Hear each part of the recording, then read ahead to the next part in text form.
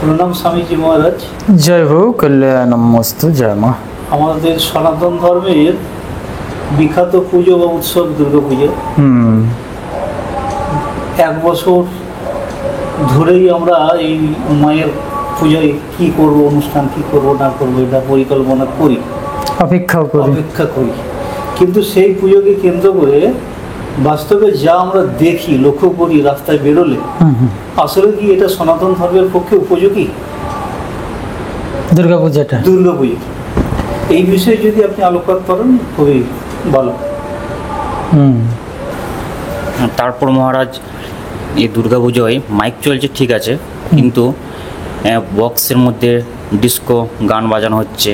তারপর বিশেষ করে পুজোর বিসর্জনের সময়, প্রতিমা বিসর্জনের সময় ডিজে বাজিয়ে মদ খেয়ে অশালীন নাচ গান চলছে। মানে বিকৃতভাবে সমাজে আর আমাদের ধর্মটাকে ফুটিয়ে তুলছে ব্যাপারটা।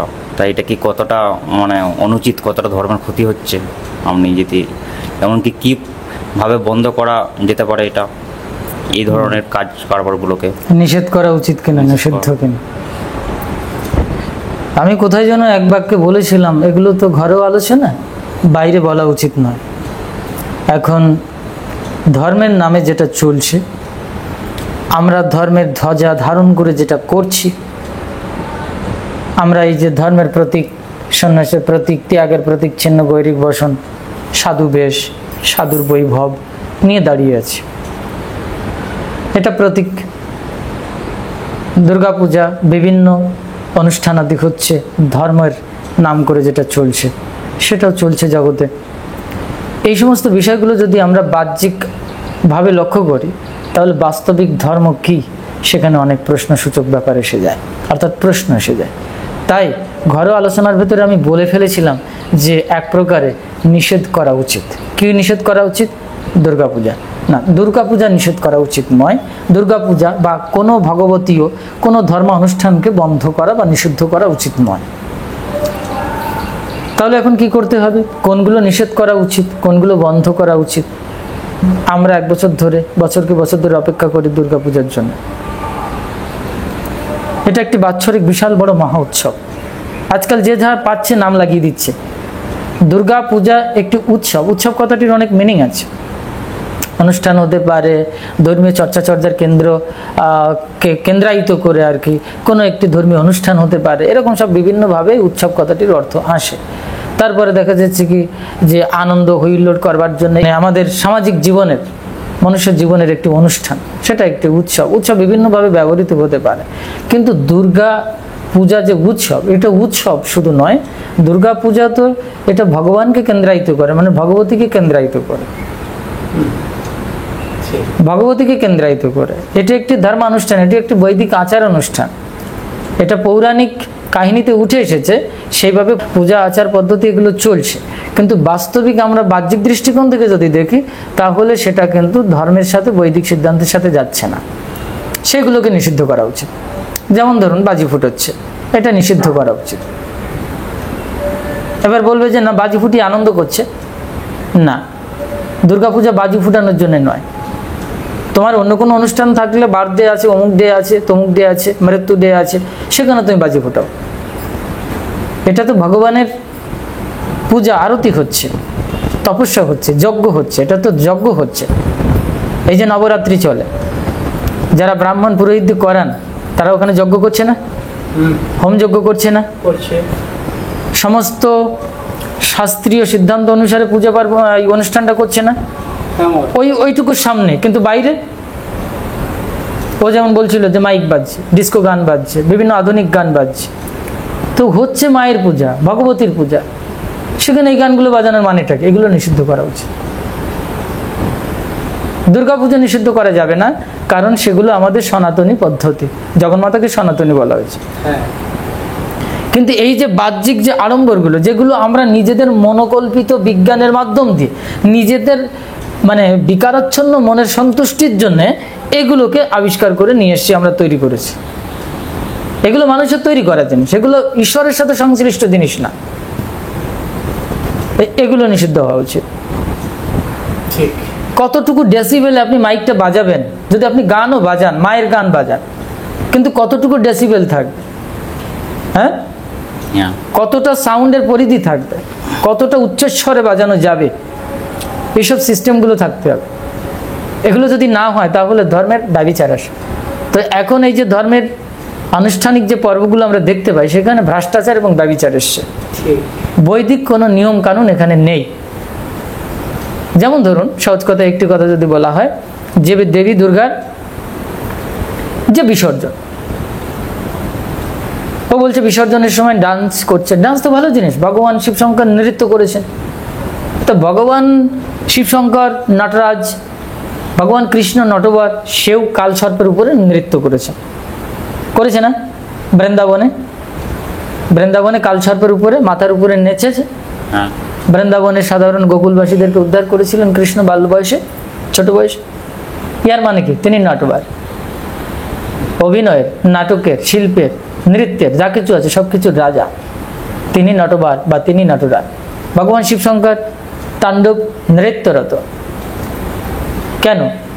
তাহলে এই নৃত্যের সঙ্গে এই নৃত্যের ফারাকটা কি? ফারাক আছে, অনেক ফারাক আছে, অনেক ফারাক আছে। এটা বিকৃত, কোনো ইয়ে নেই। একটি আসলি সোনা আর একটি হচ্ছে নকলি সোনা। ইমিটেশনের গোল্ড আর বাজারের দামি নিখুঁত সোনার অলংকার, ফারাক আছে না? তো ভগবান শিবশঙ্কর নৃত্যের সাথে এই নৃত্যের ফারাক আছে। সর্বোপরি দেখা যায় দুর্গা পূজার সময় যেটা ভগবানকে কেন্দ্রায়িত করে, সেখানে কেন বহিরঙ্গের বাহ্যিক জগতের কোনো ক্রিয়া অনুষ্ঠান, গান বাজনা থেকে শুরু করে সেগুলো কেন থাকবে? এইগুলো দোষ শুধুমাত্র যারা পূজা অনুষ্ঠান করছেন এদের না, সমাজের যারা ধর্মের ধ্বজা ধরে নিয়ে বসে আছে, যেমন আমাদের মতো লোক যারা সাধু সন্ন্যাসী বলে যারা মনে করেন, বা মঠ মিশন মন্দির আছে, তারা এইগুলোর দিকে দৃষ্টি নিক্ষেপ করছেন না। বড় বড় মঠ মন্দির আছে, তাদের এটা দায়িত্ব পালন করা উচিত, কারণ এটা তো সভ্যতা। সভ্যতার যে বিকৃতকরণ আসছে, অসভ্যতার সৃষ্টি হচ্ছে। এবার আস্তে আস্তে আস্তে একটা সময় তো দুর্গাপূজা থাকবেই না, দুর্গা দেবীই থাকবে না। দেখা যাবে সেখানে কারোর বউকে ওখানে প্রতিষ্ঠা করে পুজো করা শুরু করে সে। হ্যাঁ, কুমারী যোগিনাং সাক্ষাৎ ত্বাং স্ত্রী ত্বং পু মানসী, তুমি স্ত্রী তুমি কুমার, ঠিক আছে, তুমি কুমার তুমি কুমারী, সমস্ত শাস্ত্রে উঠে এসছে, ভালো তো। কিন্তু সেই সব জিনিসগুলো তো বাস্তবিক বিকৃতকরণের দিকে চলে যাচ্ছে। এই জন্য আমরা অনুসন্ধান যদি করি বৈরাগ্যের দৃষ্টিকোণ থেকে, তাহলে দুর্গাপূজার নামে যেটা চলছে সেগুলোকে এখন নিষিদ্ধ করা উচিত নিশ্চিত রূপে। মদ থেকে শুরু করে, মাতলামি থেকে শুরু করে, ডিস্কো গান থেকে শুরু করে হচ্ছে দুর্গাপূজা। দুর্গাপূজা শেষ হয়ে গেল, তারপরে একটা ফেস্টিভ্যাল, নানান ধরনের বিভিন্ন বড় বড় সব রোমান্টিক বিভিন্ন আধুনিক সঙ্গীতজ্ঞদেরকে এনে নাচা গানা করে একটা হুইল্লোড করে একটা অনুষ্ঠানের কি করছে, সমাপন করছে, শেষ করছে, বলে আমরা আনন্দ করছি। এটা তো ভগবত আনন্দ না, এটা তো জগৎ আনন্দ, জাগতিক আনন্দ। তিন প্রকারের আনন্দ আছে, একটা ব্রহ্মানন্দ, হ্যাঁ, আরেকটা হচ্ছে ভজন আনন্দ, আর একটা হচ্ছে জীবন আনন্দ। অর্থাৎ জীবের জীবন আনন্দ করে, অর্থাৎ ইহ জাগতিক যে ইন্দ্রিয়জাত সুখ, সেই সুখের নিমিত্ত যেটা করছে সেটা এক ধরনের পূজা। সেই পূজাটা এখন এই জগতে ভরে গেছে। এটাকে করে কোনো লাভ হবে না, না ঈশ্বর প্রাপ্তি হবে, না পরম সুখকে প্রাপ্ত হওয়া যাবে, পরম সুখী হওয়া যাবে। মোড়ে মোড়ে তো মঠ মন্দির, মোড়ে মোড়ে দুর্গা অনুষ্ঠান, দুর্গাপূজার প্রতিমা আদি সব ভরে গেছে, কিন্তু শান্তি কোথায়, প্রশান্তি কোথায়, আমাদের সমাজে শৃঙ্খলতা কোথায়? নেই তো। তা ধর্ম আমাদেরকে কি শেখায়? শান্তি শেখায়, আধ্যাত্মিকতা শেখায়, ধর্ম আমাদেরকে পবিত্রতা শেখায়, ধর্ম আমাদের শৌচতা শেখায়। এই এতগুলো প্রতিমা তৈরি করা হবে, এই প্রতিমা তৈরি করতে গেলে অনেক শ্রমিক কাজ করেছে, তারা পয়সা পেয়েছে, আজকের সময় তারা দুটো পয়সা পেয়েছে, এটা একটা ভালো দিক। প্যান্ডেল করেছে, মাকে সাজাবে না কেন? মাকে অবশ্যই ভালো করে সাজাবে, মাকে যত সুন্দর করে সাজানো যায়, কিন্তু বিকৃত করে নয় তো। এবার এই সাজাতে গেলে ফুল, জল, প্যান্ডেল ইত্যাদিতে কিন্তু অনেক শ্রমিক লেগেছে, তারা কিছু পয়সা পেয়েছে এই পুজোর সময়, তাহলে একটা সমাজের অর্থনৈতিক সচ্ছলতা আসছে। কিন্তু সর্বোপরি আনন্দের নামে যদি বিকৃতকরণ আসে, বারবার একটি শব্দ বলছে বিকৃতকরণ, তাহলে সেটা গ্রহণযোগ্য হয়ে ওঠে না, সেটাকে নিষিদ্ধ করা উচিত। এবার সমাজে লৌকিক একটা ধর্ম আছে, কি লৌকিক ধর্ম। সমাজে দুটো ধর্ম আছে, একটা বৈদিক আর একটা হচ্ছে লৌকিক। তো বৈদিক ধর্ম হচ্ছে ধর্মের শাসনকে মেনে, অনুশাসনকে মেনে, শাস্ত্রের অনুশাসনকে মেনে আসে, সেটাকে বৈদিক ধর্ম বলে। আর লৌকিক ধর্ম কি? তোমার ঠাকুমা মেনে গেছে, কোনো কারণে একটা ভুল সিদ্ধান্ত মেনেছে, ওইটা তোমার পরম্পরায় মানতে মানতে ওটা বলছে, জানিস আমাদের এইগুলো বহু প্রজন্ম ধরে এটা মেনেছে, ওটা আবার অস্বীকার করা যাচ্ছে না, ওটাকে সহজে অস্বীকার করা যায় না, সেটাকে সহজেই উপড়ে ফেলা যায় না, ওটাকে লৌকিক ধর্ম হিসেবে আমাদের সমাজে মেনে নিতে হয় কখনো কখনো। কিন্তু ওই লৌকিক ধর্ম আধ্যাত্মিকতাকে আনতে পারে না, পরম শক্তিকে, পরম শান্তিকে সুপ্রতিষ্ঠিত করতে পারে না। দেবী দুর্গার যে শক্তি সেটাকে জাগ্রত করতে পারে না। ওটা তো জড়া প্রকৃতি। কি প্রকৃতি? জড়া প্রকৃতি। আর একটা হচ্ছে পরা প্রকৃতি। পরা প্রকৃতি, পরাশক্তি, আদ্যাশক্তি। সেই আদ্যাশক্তিকে জাগ্রত করতে গেলে ধর্মের ডিসিপ্লিন লাগবে, অনুশাসন লাগবে। এই জন্যে দুর্গাপূজার ভেতরে যেগুলো আছে, ওই যে বিসর্জনের কথা বলছিলাম, কেউ করে এটা না? কোনো ব্রাহ্মণ পুরোহিতরা করছেন এটা? বিসর্জনের সময় যোনি মুদ্রা করবার কথা আছে, অষ্টযোনি মুদ্রা করবার কথা আছে।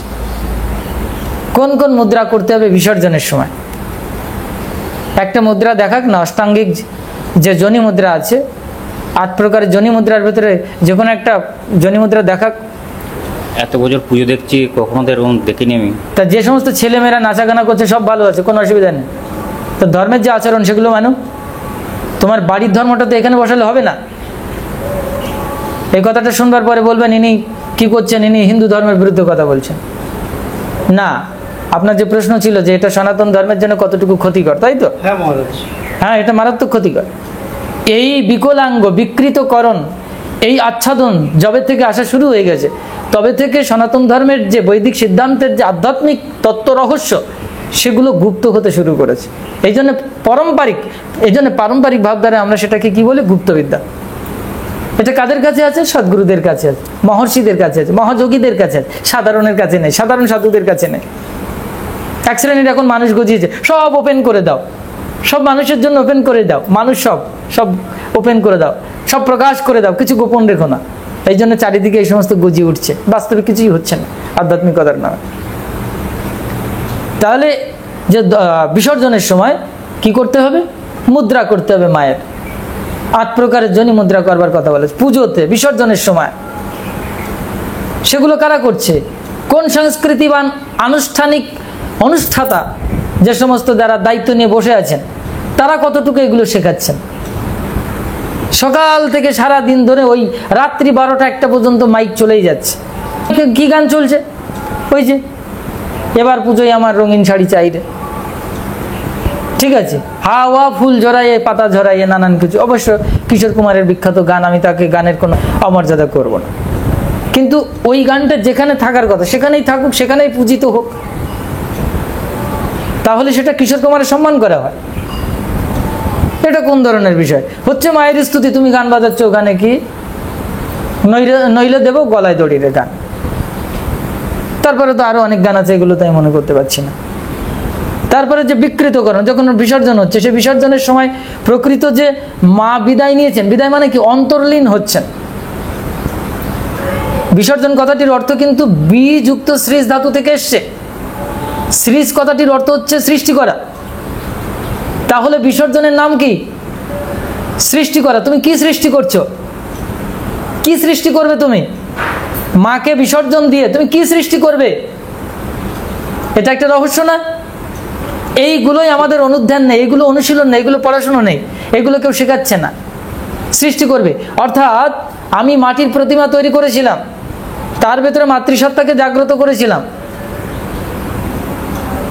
মাকে জাগ্রত করতে হয়, শুধু বিগ্রহ প্রতিষ্ঠা করলে হয় না, তাকে জাগ্রত করতে হয়। কে জাগ্রত করবেন? যার ভেতরে দেবী দুর্গা জাগ্রত হয়েছে, শক্তি জাগ্রত হয়েছে, শিব জাগ্রত হয়েছে, শিবত্ব দেবত্ব জাগ্রত হয়েছে, সেই ব্যক্তি পাথরকে জাগাতে পারে।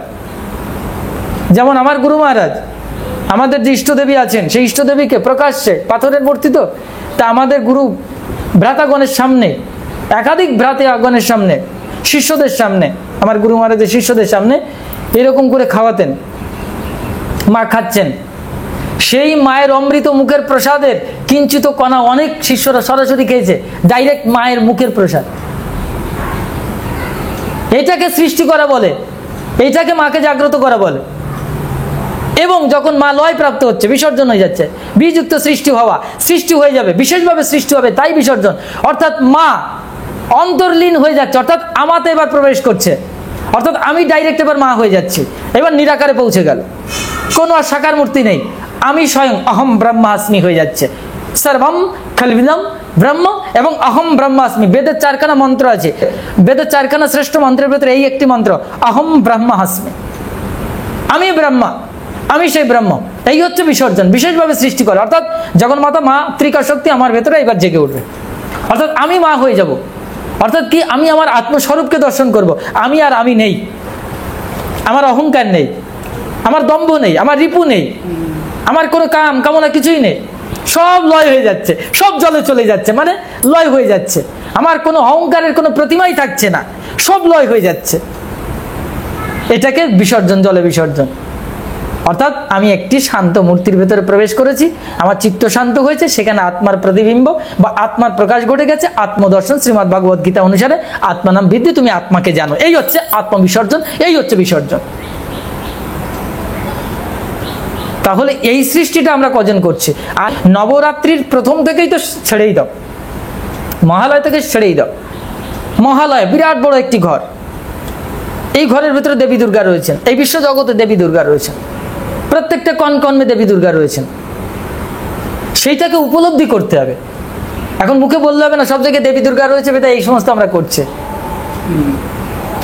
না। সর্বং খলিদম ব্রহ্ম, সর্বত্র ভগবান ব্রহ্ম বিদ্যমান, সেটাকে অন্তর উপলব্ধি করতে হবে, চাক্ষুষভাবে উপলব্ধি করতে হবে, তখনই বোঝা যাবে সবই ব্রহ্ম।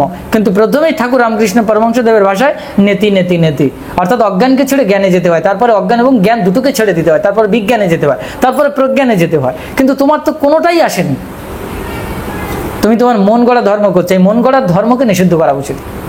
এবার মন গড়ার ধর্মকে নিষিদ্ধ করা যায় না এক প্রকারে, কারণ এটা মহা জড়া প্রকৃতির মাধ্যম দিয়ে এটা আবার চলছে। কিন্তু আধ্যাত্মিক বৈদিক যে সিদ্ধান্ত, সেই সিদ্ধান্তের ভেতরে যদি কোনো ব্যভিচার আছে, সেটাকে সংরক্ষণের দায়িত্ব যারা ধর্মের ধ্বজা ধরে বসে আছেন, সাধারণ ভক্ত, সাধারণ সমাজ, সবারই দায়িত্ব রয়েছে।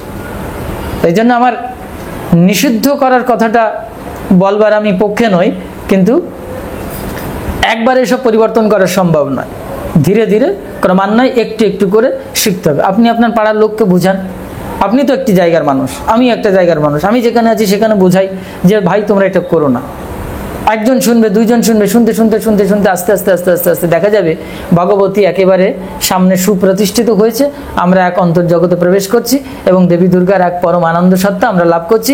এবং মহিষাসুর অর্থাৎ আসরিক বৃত্তি আমাদের ভেতর থেকে নিধন হয়ে গিয়ে মাতৃচরণে মহিষাসুর যেমন লয়প্রাপ্ত শিবত্ব লাভ করেছিল, বলেছিল মা আমি তোমার চরণে অনন্তকাল ধরে থাকতে চাই। এই হচ্ছে মহিষাসুর বলি।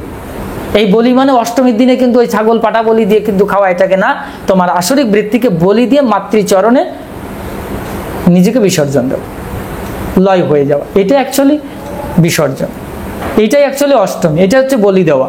আর নবরাত্রির কথাটি হচ্ছে 9টা চক্র, আমাদের শরীরে 9টি চক্র আছে, প্রত্যেকটা চক্রকে এক একটা চক্রকে ক্রমান্বয়ে, ঠিক আছে, কলা অনুসারে তাকে ভেদ করতে হবে। এই পূজাগুলো তো আমাদের বৈদিক আধ্যাত্মিক সিদ্ধান্তের ভেতরে আছে, যৌগিক সিদ্ধান্তের ভেতরে আছে, তন্ত্র সিদ্ধান্ত। দেবী দুর্গার পূজা যদি বলা হয় এটা তো তন্ত্র সিদ্ধান্ত। তো তন্ত্র সিদ্ধান্তের ভেতরে যে ক্রিয়াকলাপগুলো আছে সেগুলো যদি সঠিকভাবে না হয় তাহলে ভ্রষ্টাচার আছে। আমি বলে দিচ্ছি, তন্ত্র সিদ্ধান্ত পরিষ্কার বলা আছে। যারা আমার এই লেকচার শুনে বলবেন খুবই বাজে বাজে কথা বলবেন, আমার কিছু করার নেই, সত্যি কথা এটাই। তন্ত্রশাস্ত্রে বলা আছে যারা তন্ত্রের নামে ব্যভিচার করছেন, তন্ত্রশাস্ত্রে পরিষ্কার বলা আছে যদি এক ফোঁটা মদ বেশি হয়ে যায়, অতিরিক্ত হয়ে যায়, তাহলে তাকে নরকে গমন করতে হবে। পঞ্চমকারের সাধনার ভিতরে মদ আছে, তা কতটুকু মদ খেতে হবে এটা বলা আছে। তার থেকে যদি এক ফোঁটা মদ বেশি হয়ে যায় তাহলে তুমি নরকে যাবে সাধক। তাহলে তুমি কি করছো? ঘড়া ঘড়া, কলসি কলসি খেয়ে ফেলছো, বালতি বালতি, আর ঢুলছো, ঢুলে ঢুলে ঢুলে কোথায় গিয়ে পড়ছো, দেখা যাচ্ছে কি যে আরজি করার মতো ঘটনা ঘটে যাচ্ছে। 16 মিনিট অন্তর ভারতবর্ষে আর সারা পৃথিবী তো এরকম কম বেশি, এরকম আধা ঘন্টা 1 ঘন্টা 16 মিনিট অন্তর প্রত্যেকটা নারী, যাকে আমরা জ্যান্ত প্রতিমা, প্রতি মায়ের ভেতরে প্রতিমা রয়েছে, প্রতি মায়ের ভেতরে প্রতি মায়ের, এভরি মাদার্স, প্রত্যেকটা মায়ের ভেতরে এই মা রয়েছে। সে কি হয়ে যাচ্ছে? ধর্ষিত হচ্ছে, লাঞ্ছিত হচ্ছে, অত্যাচারিত হচ্ছে। রাস্তায় রাত্রি 10টা 11টার পরে একা বেরোতে পারবে না, কারো গ্যারান্টি আছে? কোনো মেয়ের গ্যারান্টি আছে? বিশেষ করে শহরবন্দরে, গ্রামগঞ্জে, পাহাড়ি এলাকায়, আমাদের উত্তরাখণ্ডে উত্তরকাশীতে, আমি যেবার উত্তরকাশীতে গঙ্গোত্রীতে ছিলাম, উত্তরকাশীতে ছিলাম, সেবার তো একেবারে ব্যারিকেড করে দিল। একটা অবলা, মুখে কথা বলতে পারে না, এরকম একটা কুমারী যুবতী 14 থেকে 16 বছর বয়সের 5 জন মিলে তাকে রেপ করেছে, একদম পাহাড়ের উপরে থাকে। উত্তরকাশী তীর্থস্থান, এগুলো বলা উচিত না, মায়ের ইচ্ছা হয়েছে এখন সবাই বলবে। এটা কেন হলো? উত্তরকাশী হিমালয়, ভগবান শিবের জায়গা, মায়ের জায়গা, পার্বতীর জায়গা, গৌরীর জায়গা, দিন রাত্রি সেখানে শঙ্খধ্বনি, পবিত্র পূজা অনুষ্ঠান, সাধু সন্তদের বেদ মন্ত্র উচ্চারণ, নানান কিছু হচ্ছে। আচ্ছা, এগুলো কি এখন হচ্ছে? পুরাকালে হতো না? পুরাকালে হতো। মহিষাসুর তাহলে কোথার থেকে আসলো? শুম্ভ নিশুম্ভ কোথার থেকে আসলো? চন্ডমুন্ড কোথার থেকে আসলো? রক্তবীজ কোথার থেকে আসলো? হিরণ্যকশিপু কোথার থেকে আসলো? বরং সুপ্রাচীন কালেও এই সমস্ত অসুরদের প্রাধান্যতা ছিল, এটা সর্বযুগেই থাকে। কিন্তু এই অসুরদের বিরুদ্ধে আমাদের প্রত্যেকটা মুহূর্তে যুদ্ধ করতে হয়। এই যুদ্ধ করার প্রবণতা যদি নষ্ট হয়ে যায় তাহলে সেটা পুজো হয় না। স্বামী বিবেকানন্দ বলছেন যে যতক্ষণ মানুষ এই প্রকৃতির বিরুদ্ধে যুদ্ধ করবার চেষ্টা না করে ততক্ষণ তাকে মানুষ বলা চলে না, এবং এই যুদ্ধ করে অতিক্রম করে বিজেতা হওয়ার চেষ্টা না করছে ততক্ষণ তাকে মানুষ বলা চলে না। তার মানে এই জড়া প্রকৃতির বিরুদ্ধে আমাদের যুদ্ধ করতে হবে। আমাদের মানবীয় শরীরে 10 ইন্দ্রিয় আছে, কাম ক্রোধ মদ লোভ ষড়রিপু আছে, 8 প্রকার বন্ধন আছে, এসবই আসরিক বৃত্তি, এইগুলোকে নিধন করতে হবে। তাহলে কি হবে? আপনি সুন্দর হয়ে যাবেন, আপনার পরিবেশে পরিবারে আপনার সুন্দর একটি সন্তান আসবে। সেই সন্তান কি করবে? পরিবেশে দেশে এইরকমভাবে হাজারো সন্তান মিলে একটা সুন্দর সভ্যতা সৃষ্টি করবে। এটাই হবে দুর্গাপূজা, এটা হবে মহালয়া, একটা সুন্দর আলয় সৃষ্টি হবে, সেখানে দেবী শক্তির আবির্ভাব ঘটবে, সঠিক বিসর্জন হবে, সঠিক আমাদের সৃষ্টি হবে। এই যে বিশেষভাবে সৃষ্টি করা, প্রত্যেক মায়ের ভেতরে এই মাতৃকা শক্তিকে জাগ্রত করতে হবে। তা চারিদিকে যদি এইরকম ভাইব্রেশন তৈরি হয় তাহলে কি করে একটি স্নায়ুতে, একটি কোষের ভেতরে, একটি অর্গানের ভেতরে, একটি ওম্বের ভেতরে, মাতৃগর্ভের ভেতরে কিভাবে একটি সুন্দর সন্তানের সৃষ্টি হবে? খাদ্যে সংযত হতে হবে। যদি খাদ্য সংযত না হয়, ঠিক আছে, আহার বিচার যদি সংযত না হয় তাহলে সেখানে শুদ্ধ সন্তানের সৃষ্টি হতে পারে না। চিন্তা শক্তি যদি সঠিক তরঙ্গ না থাকে, সঠিক ছন্দ না থাকে, তাহলে সঠিক সন্তানের সৃষ্টি হতে পারে না, বিকলাঙ্গ সন্তানের সৃষ্টি হয়। তাহলে তুমি কি সৃষ্টি করবে? বিসর্জন কথাটির মানেই সব লয় করে দিয়েছে, দিয়ে আবার নতুন করে সৃষ্টি করব। বছরে বছরে মা তুমি আসো, এরকম না। আমি নতুন করে একটি সভ্যতা সৃষ্টি করব, নতুন একটি প্রকৃত পবিত্র সন্তানের সৃষ্টি করব, প্রকৃত পিতামাতা হয়ে উঠব, প্রকৃত সমাজ সভ্যতা সৃষ্টি করব, প্রকৃত নিয়ম কানুনের সৃষ্টি করব, প্রকৃত দেবত্বের আবিষ্কার করব। আলটিমেটলি কি হবে? আলটিমেটলি আমি আত্মদর্শন করব, পরমাত্মার সাথে লয় প্রাপ্ত হব। গীতা চণ্ডী ভিন্ন কিছু নয়, গীতাতে যা আছে চণ্ডীতে তাই আছে। মহাশক্তিস্তয় সর্বম ইদম ততম, ভগবতী বলছেন আমি মহাশক্তি রূপে সমগ্র জগতে বিদ্যমান। কৃষ্ণ বলছেন, তিনি বিশ্বরূপ দর্শন দিয়ে বলছেন আমি সব, একই কথা। এই জন্য যারা চণ্ডী এবং কৃষ্ণতে আবার ভেদ করছেন সেখানে আবার সমস্যা আছে। এই ভেদাভেদের অনেক ঊর্ধ্বে উঠে যেতে হবে। যখন অভেদে অদ্বৈতে পৌঁছে যাবেন তখন সেটা হবে সত্যিকারের বিসর্জন। আপনি কি করছেন? খড়কুটো দিয়ে, পাথর দিয়ে, বিভিন্ন রকমের কিছু দিয়ে প্রতিমা তৈরি করছেন, আলটিমেটলি সেগুলো কোথায় দিচ্ছেন? নদীতে ভাসিয়ে দিচ্ছেন। গঙ্গা মরে যাচ্ছে, বিভিন্ন নদী মরে যাচ্ছে, পলি পড়ে যাচ্ছে, সমুদ্রে ton ton crore crore ton ton আবর্জনা মিলছে, সেখানে সামুদ্রিক প্রাণীগুলো মারা যাচ্ছে। সুপ্রাচীনকালে সভ্যতার 1500 বছর বয়সে, 200 বছর বয়সে প্রাণীরা মারা যাচ্ছে, এবং সমুদ্রের এই কুপ্রভাব পড়বার কারণে পাখি শ্রেণীর ভেতরে তাদের কুপ্রভাব পড়ছে, অনেক পাখি বিলুপ্ত হয়ে যাচ্ছে, অর্থাৎ একটা পুরো ইকোসিস্টেম নষ্ট হয়ে যাচ্ছে। আমরা 2 দিন বেঁচে থাকার জন্য, 2টো শ্রমিকের 2টো টাকা দেওয়ার জন্য আমাদের পুরো একটা সভ্যতা নষ্ট করে ফেলছে, এটা তো ঠিক না। এগুলো আজকে ভাববার সময় এসছে। যদি এগুলো না ভাবি, আমাদের ভাবনার ভেতরে যদি এই সঠিকভাবে সৃষ্টি না করতে পারি, ভগবত ভাবনাটা নিয়ে আসতে না পারি, সঠিক বিশুদ্ধ ভাবনা, তা না হলে তো পুজো হবে না, যজ্ঞ হবে না। যজ্ঞ কথাটির অর্থ মানেই সৃষ্টি করা। পুরাকালী ঋষিরা যজ্ঞ করত, সৃষ্টি করতেন, সৃষ্টি করতেন। আমরা কটা কি সৃষ্টি করতে পারছি? আমরা অনা সৃষ্টি করছি। তাই আমার বক্তব্য হচ্ছে অনা সৃষ্টির থেকে তুমি সৃষ্টি করতে পারছো না, ঠিক আছে, কিন্তু অনা সৃষ্টি করো না।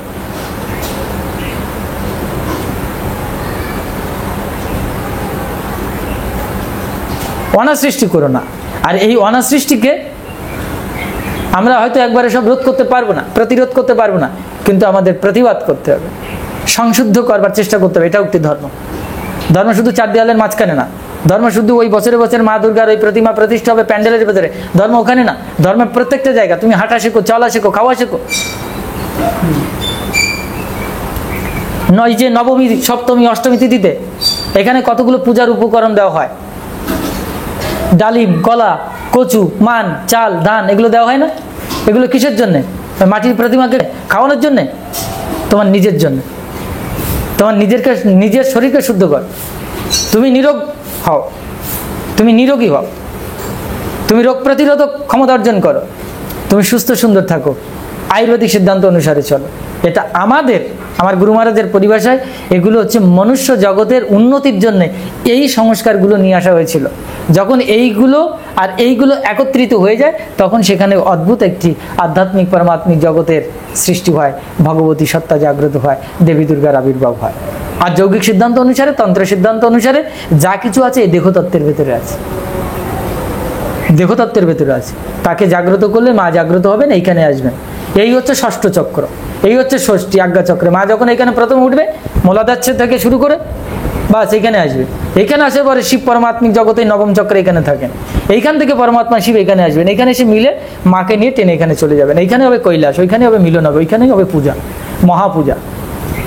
ওইখানেই হবে অ্যাকচুয়ালি জীবের বোধের বোধন, প্রকৃত বোধের বোধন। মায়ের বোধের বোধন কিসের? মায়ের বোধ আছে, তোমার নির্বোধ অবস্থা থেকে তুমি কেটে ওঠো, তুমি বোধি হও। ভগবান বুদ্ধদেব যখন বুদ্ধত্ব লাভ করেছিলেন, ভগবান বুদ্ধদেব তিনি বুদ্ধত্ব লাভ করছেন, তিনি বোধত্ব লাভ করছেন। বোঝা যাচ্ছে না বোধ কাকে বলে, কোনটা বোধের বোধন? তো তোমার ভেতরে বোধের বোধন হতে হবে, তাহলে মা জাগ্রত হবে। সেই বোধের বোধন হচ্ছে কি? সেই বোধের বোধন হতে গেলে তো তোমার উৎকৃষ্ট বিজ্ঞান লাগবে, উৎকৃষ্ট জ্ঞান লাগবে, আধ্যাত্মিক বৈদিক চর্চা করতে হবে, বৈদিক অনুশাসন মেনে তোমাকে চলতে হবে, ধর্মের অনুশাসন মেনে চলতে হবে, এবং সর্বোপরি তোমাকে একটি সঠিক সদ্গুরু গাইডের সাপেক্ষে তোমাকে যেতে হবে। কোনো বৈদিক ঋষির পরম্পরা অনুসারে তার সঠিক আদর্শের ভেতরে গিয়ে সেইগুলো অনুশীলন করে তোমাকে উন্নত হতে হবে। তোমাকে একটা সময় হয়ে উঠতে হবে দেবী দুর্গাতে, ভগবতী সত্তায়। এই হচ্ছে অ্যাকচুয়ালি বিসর্জন, এই হচ্ছে দেবী দুর্গা পূজা। আর বাদ বাকি যে সমস্ত বৈরাঙ্গের যে সমস্ত অপসংস্কৃতিগুলো এসেছে, এগুলো নিষিদ্ধ করা বলবো না, এগুলো ক্রমান্বয়ে আমাদের এগুলোকে দূর করা উচিত। সিগারেটের প্যাকেটের গায়ে লিখে রেখেছে ধূমপান স্বাস্থ্যের জন্য ক্ষতিকর, সরকার লিখে রেখেছে, খুব ভালো কথা। কোম্পানি লিখে রেখেছে, যে কোম্পানি সিগারেটের প্যাকেটটা বানিয়েছে, মদের বোতলটা বানিয়েছে, মদ বানিয়েছে, সে লিখে রেখেছে স্বাস্থ্যের জন্য ক্ষতিকর। তাহলে তুমি ভাই কোম্পানিটা বন্ধ করে দাও, গাছের মূলটা কেটে ফেলো, তার গাছ কোনো গাছ বাঁচবেই না। তো এই যে সমাজে কি করে, এইগুলো পাবলিককে দেখাচ্ছে, দেখো ধূমপান স্বাস্থ্যের জন্য ক্ষতিকর। টিভিতে একটা সিনেমা শুরু হচ্ছে, সিনেমার আগে দেখবে ধূমপান স্বাস্থ্যের জন্য ক্ষতিকর, ধূমপান খাবে না। অ্যালকোহল স্বাস্থ্যের জন্য ক্ষতিকর। যারা এই সিনেমাটাই করছে তারাই দেখো ওই ঘরের ভেতরে ভুরি ভুরি ওই গ্লাস কলসি মদ গিলছে, ওরাই আবার সিনেমাতে ওখানে লিখে রেখে দিয়েছে। যে সিনেমা প্রডিউসার বা যে ডিরেক্টর, সে ওখানে লিখে রেখেছে সেও ধূমপান করে। লেখার মানেটা কি? আমি পালন করব, জগৎকে সেটা শেখাবো। আমি পালন করবো না, তাই এটা শিখে লাভটা কি হবে? সরকার বলছে দেখো আমাকে ট্যাক্স দিতে হবে, বিভিন্ন মদ কোম্পানি থেকে, বিভিন্ন সিগারেট কোম্পানি বা বিভিন্ন ধরনের মাদকাসক্ত কোম্পানি থেকে ট্যাক্স পাই কিনা আমি বলতে পারবো না, কিন্তু সরকার যদি কোনো তার লাভ না থেকে থাকে তাহলে এগুলো একেবারে বন্ধ করে দিক। সিগারেটের গায়ে লিখের দরকার নেই, পুরোটাই বন্ধ করে দাও না। এবার পুরো বন্ধ করে দিলে কিছু কিছু মানুষ আসক্ত হয়ে পড়েছে, মারা যাবে। যাক না, ক্রমান্বয়ে ধীরে ধীরে একটু একটু করে মরার থেকে একবারে মরে যাওয়া না ভালো। তো এই সংস্কৃতিগুলো কারা শিক্ষা দেবে? তার পূজা পদ্ধতির নামে যদি এই অপসংস্কৃতিগুলো যদি চলে আসে, তাহলে সেটা সংস্কৃত হয় না, সেটা বৈদিক সভ্যতা হয় না, বৈদিক সিদ্ধান্ত হয় না, এবং সেটা সনাতন সিদ্ধান্ত না। আমরা মাকে বলছি ইয়া দেবী সর্বভূতেষু শক্তি রূপেণ সংস্থিতা, শক্তিরূপে বিদ্যমানা, ওম সৃষ্টি স্থিতি বিনাশনম, শক্তি ভূত সনাতনী, তুমি সনাতনী। মুখে বলছে সনাতনী, কাজের ক্ষেত্রে কি তুমি কি সনাতনী? তুমি কি চিরন্তন রূপে বেঁচে থাকছো? তুমি তো 40-50 বছর পরে, তুমি 40-50 বছর পরে মরে যাচ্ছি। তা মা তো জগন্ময়ী সনাতনী, তিনি দীর্ঘকাল ধরে জীবিত আছেন, অনন্তকাল ধরে জীবিত আছেন। তাহলে আমি সেই সনাতনী যদি সন্তান হই, সনাতনী যদি পুজো করে থাকি, তাহলে তো আমি পরমায়ু লাভ করবো, আমি তো পরম শান্তি লাভ করবো। কিন্তু সেটা হচ্ছে না। মায়ের কৈলাসে কত শান্তি রয়েছে, আমাদের এই জগতে মায়ের পুজো করে এত শান্তি কোথায় চলে যাচ্ছে? অশান্তি কেন আসছে? সুতরাং কোনগুলো নিষিদ্ধ করা উচিত, এগুলো আমার উপরে ডিপেন্ড করবে না, সমাজের সাধারণ মানুষের উপরে ছেড়ে দিতে হবে এগুলো। মানুষকে বিচার করতে হবে, সাধারণ ভক্তদের বিচার করতে হবে। আজকে ভাবনার সময় এসেছে, এটা আমার দায়িত্ব না, আমি এক বাক্যে এখানে কোনো সিদ্ধান্ত দেবো না, সিদ্ধান্ত প্রত্যেককেই নিতে হবে। আর এক বাক্যে কোনো সময় কোনো বাক্য ফুল স্টপ বা কমা দিয়ে দেওয়া যায় না, যেগুলো চিরতরে বন্ধ করে দাও এক্ষুনি, এটা হয় না। কারণ সমাজে এটা লৌকিক ধর্মরূপে দীর্ঘ সময় ধরে এগুলো চলছে, এইগুলোকে একটু একটু করে এগুলো কাটাতে হবে। এই দুটো যুদ্ধ চলতে থাকবে, এই যুদ্ধটা চলতে থাকবে। এই যে দেবী দুর্গার সঙ্গে মহিষাসুরের যুদ্ধ চলছে, এই ইম্প্যাক্টটা। তাই দেবী দুর্গা পূজার নামে যেটা চলছে, এখানেও কিন্তু আসুরিক বৃত্তি আছে আর দেবী দুর্গা আছে, এই দুটোর সাথে ইম্প্যাক্ট করতে হবে, সংঘর্ষ করতে হবে।